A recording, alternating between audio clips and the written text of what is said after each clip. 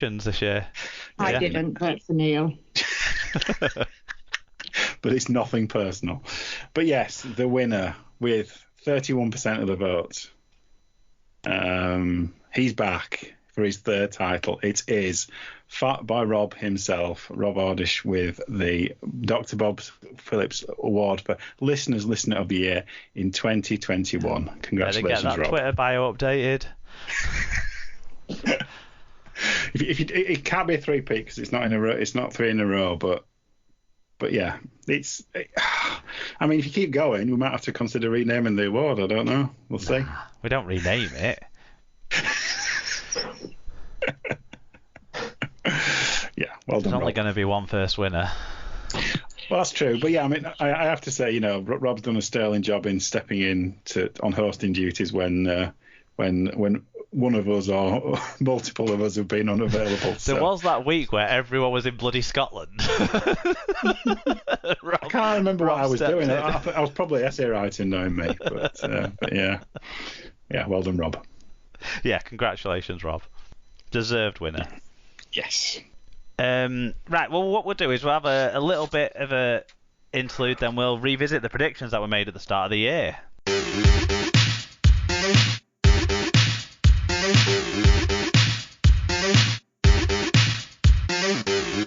Right, so predictions revisited. Let's see how clever we all were at the start of the year. And in the Challenge Cup, we were clever. 25% of listeners had picked the St Helens side to win the Challenge Cup. They were the favourites in the voting in the predictions, so we got that one right. And of course, David was included in that group, so well done to him. Yeah, but the listeners didn't get it all right there, because Wigan were favourites to win the grand final, but got nowhere near in the end. Saints were second favourites, picked by 38% at the start of the year, including David, Mark, and Alan. Yeah. David was also right. He was one of 8 who picked Saints to win the double. With regular contributors Karsten, Tom, and Wakey White also in that group. Barrow fan Steve Franklin deserves extra special mention for picking Toulouse to win the championship, Barrow to win League One, and Saints to win the Women's Super League. I hope you put a multiple on that. Yeah, to get 5 major competitions right, I think that's pretty good, isn't it? That's a good call. Yeah. It's better than David just picking his own team for everything. I know Steve has picked his own team for League One, but we'll say that's due to him knowing what was going to happen, given that everything else he predicted right as well. Aggregate predictions of league tables had Catalans finishing 7th, so another thing we didn't get right as a group. Outside the playoffs, the team that finished top of the table, winning the League Leaders Shield. Only Dragons fan Alan Walker believed they could finish top, in fact, but he also thought they'd win everything. We were, though, right as a group about Leigh finishing 12th, as well as having Saints, Warrington, Wigan and Leeds all in top 6 spots. We're way off with Hull KR, who were ranked as expected to finish 10th. Tim famously setting his expectations particularly low, picking them to come last. And in the end, they finished 6th in the playoffs, so defied expectations. Yeah. Yep. John Bateman was voted the favourite to win Man of Steel, so that's another one that fell somewhere short of coming off. Nobody predicted Sam Tompkins would win the award. That's remarkable, isn't it? Yeah, I think it just shows his performances came a bit from left field, really. Something a little bit more predictable. 40% of people were right about Toulouse being promoted, but I was the only one who managed to pick that amongst the hosts. Yeah, I went Fev, I think. Well, second, pretty close. Barrow were second favourites with us lot to win League One. Tim G actually was amongst the people that picked that, showing off his League One expertise from his days on the PA mic at the Big Butt. I guess whilst we're on League One, shall we have a brief side chat again? Because that's where everything's been bloody happening since we've been away from the microphones, isn't it? With the Coventry Bears rebranding as the Midlands Hurricane and moving slightly up the motorway to Solihull for next year, and the Cornwall side coming into play as well with the biggest dreamer of them all, Eric Perez, running things there. We did a poll about this a few weeks ago, asked which side will be the biggest success in 3 years' time, the new Cornwall side or the rebranded Midlands Hurricanes. And I tell you what, the people went a bit Brexit on this. It was 51.8% Cornwall, 48.2% Hurricanes. So the majority went against what I think's right there as well. Because I can't... a club that's run by the same person who's run it really well for 20 years versus a club that's run by a charlatan in an area that's got... Yeah, there's some great rugby league people down there. We've celebrated them throughout our time as a podcast, but there's not enough of them to sustain a professional club. No, That's my take. It's one of the weirdest news stories of the off season, I would say. But I mean, I'm sorry. I think Coventry Bears is a better name than Hurricanes. Sorry, but Tom Andrews suggested Bearnados. I think that would have been awesome. You know, that's something I could get behind. They will forever be known as the Bearnados on this show now. Thank you. What did you make of this news, Sarah?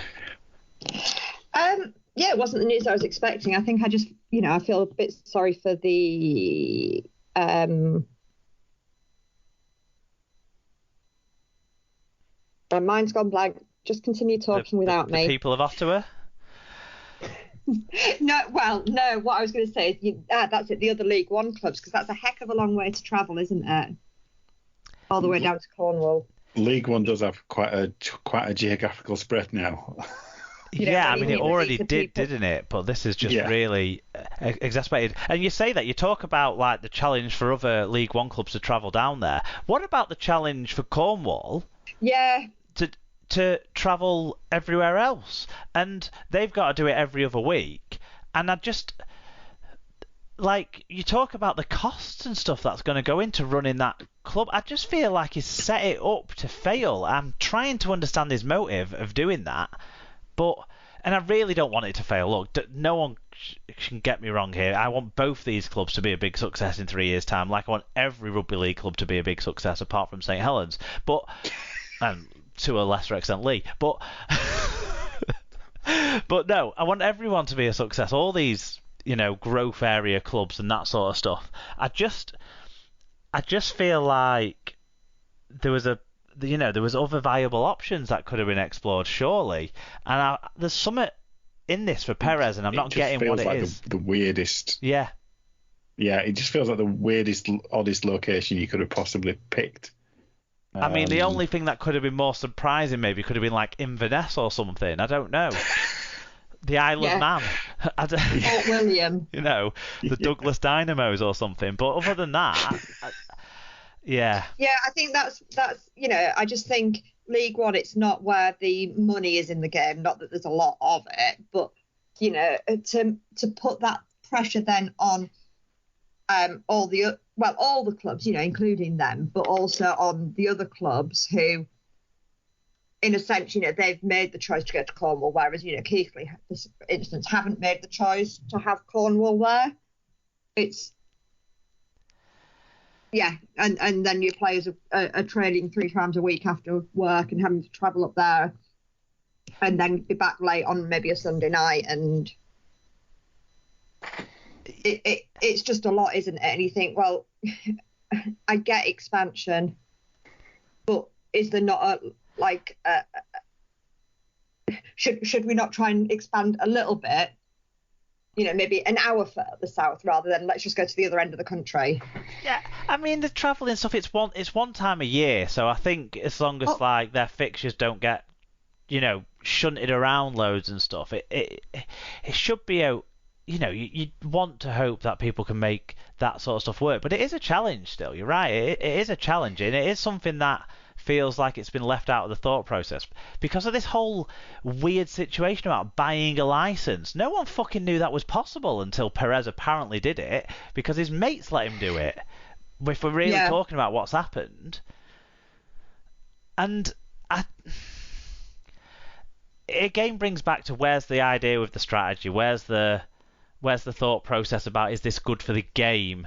And Cornwall as a county has a population smaller than some of the cities he could have gone to, like Bristol or I don't know, even places on the other side of the country that have got equally as little relevance, I guess, but Norwich or something, I don't know.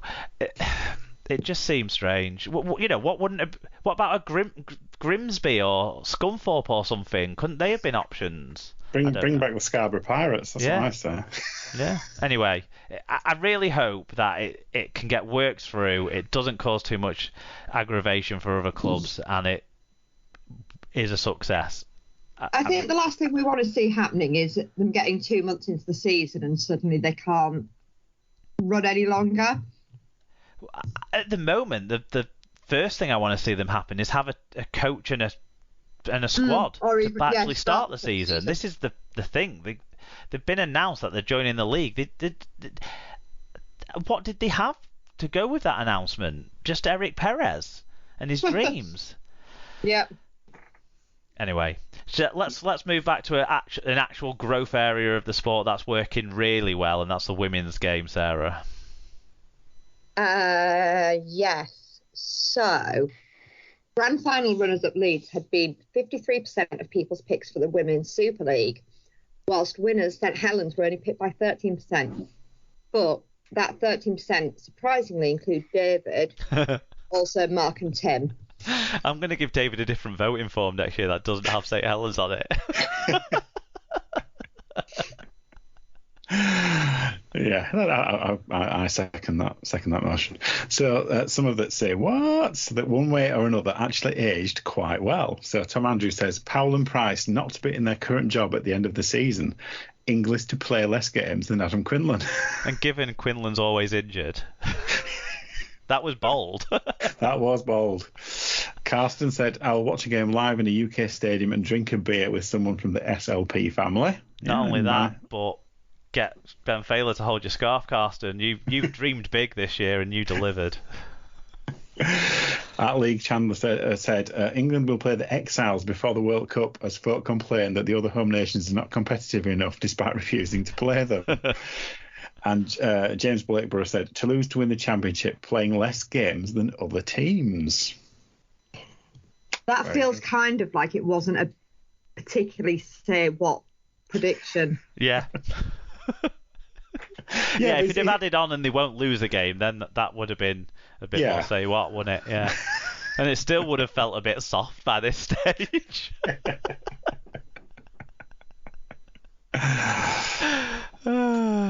Some that didn't age so well. Cav said West Wales Raiders will be at least one Super League side in the Challenge Cup. Do you remember? Do you remember February when everyone thought West Wales were going to be good? Yeah, they'd signed Rangy Chase, hadn't they? And I remember watching that game against Widnes. Widnes, yeah. Yeah. When Widnes put about 80 on them, and I thought, yeah, it's not going to happen.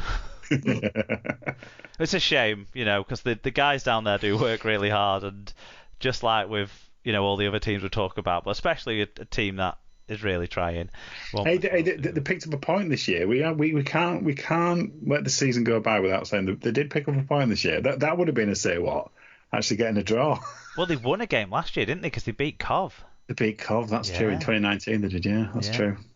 Stephen Boone said Lee will take some big scalps away from home. Oh gosh. Hey, they nearly had you. They nearly had you early on. Yeah, I know, but the only scalps they ended up taking were not big scalps. They were the other teams down at the bottom, not giving a shit because they'd already staved off relegation. Lee news that's been announced whilst we were recording, though, is Joel Tompkins is not going to play for Lee next year. He is retired. So the rectum is closed.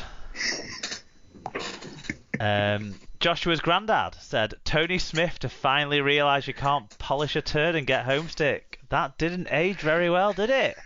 They finished above Joshua's granddad's full FC. And Ian Gatwood said Hull KR to be relegated. Didn't happen. They finished in the playoffs. Yeah. Well, some people thought that was a very sensible prediction at the start of the year, but Honestly, the say what would KR in the playoffs.